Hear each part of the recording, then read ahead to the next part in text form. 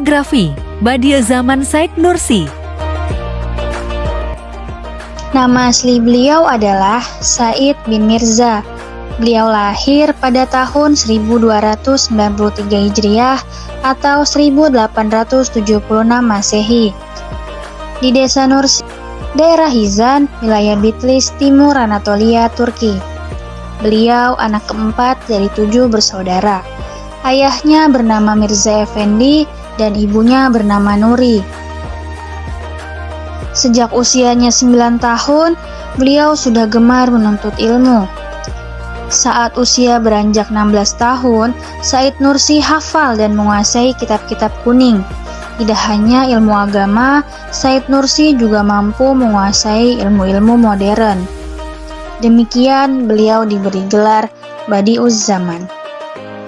Pada tahun 1899 Masehi, Said Nursi ikut berperang melawan penjajah Inggris yang ingin melenyapkan Al-Quran di Turki. Namun, usahanya tetap gagal sehingga dinasti Turki Utsmani lenyap dan diganti dengan sistem kepemerintahan Republik Turki yang dipimpin oleh Mustafa Kemal Atatürk. Beliau wafat pada tanggal 23 Maret 1960 Masehi dan dikuburkan pada tanggal 24 Maret 1960 Masehi. Karya-karya Badia Zaman Said Nursi.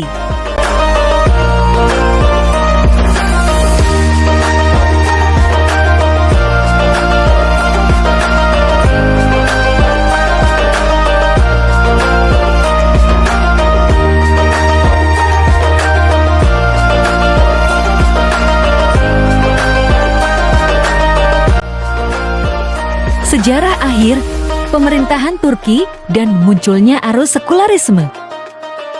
Sejak Mustafa Kemal Atatürk terpilih menjadi presiden pertama Turki, ia mulai terpengaruh oleh pemikiran Barat. Kemal ingin melenyapkan kekhilafaan serta menghapuskan jejak dinasti Turki Utsmani dan menggantinya dengan sistem demokrasi Barat. Sejak saat itu, arah kebijakan pemerintah bergeser ke arah prinsip sekularisme dan liberalisme. Pada awal pemerintahannya, Mustafa Kemal mengesahkan Undang-Undang Unifiksi dan Sekularisasi Pendidikan pada 3 Maret 1924. Kemudian, pada 30 Mei 1924, Kementerian Wakaf dihapuskan dari sistem kepemerintahan Turki karena dianggap mempunyai unsur agama dan menyalahi prinsip sekularisme. Dalam tahun ini pula, masjid-masjid dilarang untuk dioperasionalkan kecuali satu masjid, yaitu Masjid Abu Ayyub Al-Ansari. Bahkan Masjid Hagia Sophia dijadikan sebagai museum Turki. Menentang sekularisme. Gerakan Nursi dikenal sebagai Gerakan Nursiyah, yaitu sebuah gerakan keagamaan yang pembentukannya lebih mengutamakan pendekatan hakikat iman dan amal berdasarkan Al-Quran dan Sunnah. Tujuannya untuk memperbaharui arus perkembangan Islam serta membendung ekspansi sekularisme Kemal Atatürk setelah jatuhnya Khilafah Utsmani.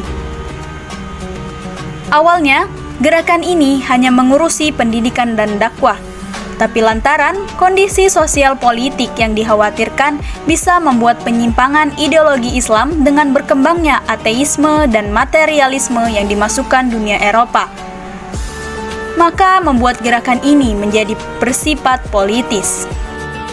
Dengan kemenangan Demokrat, Nursi kembali memiliki kebebasan dalam berdakwah, meskipun tetap diasingkan dan karyanya yaitu Risalah Nur tetap dianggap oleh pemerintah sebagai ancaman. Meski begitu, dia dan pengikutnya terus berusaha menulis dan menyebarkan ajaran-ajaran Risalah Nur sampai akhir hayatnya.